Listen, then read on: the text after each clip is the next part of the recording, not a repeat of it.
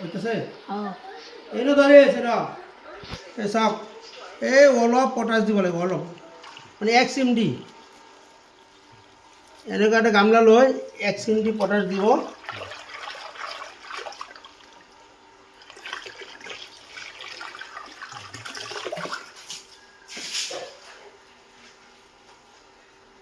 পটাছৰ packet এই চাওক 1 চিমটি অলপ অলপ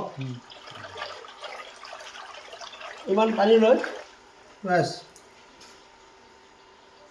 হৈ গ'ল এতিয়া খালি এই সর দূরে দূরে দূরে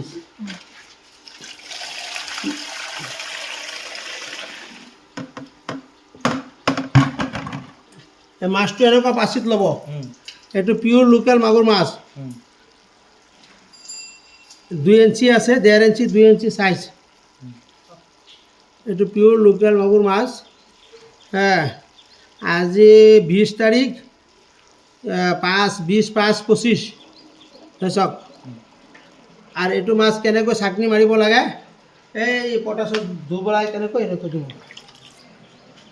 এনেকৈ ধুই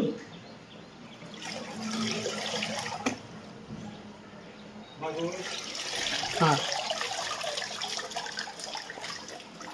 চাইছে এনেকৈ 3 বাৰ দিব বাস এনেকৈ ধুই তাৰপিছত সেইটো পুখুৰীত দিয়া হ'ব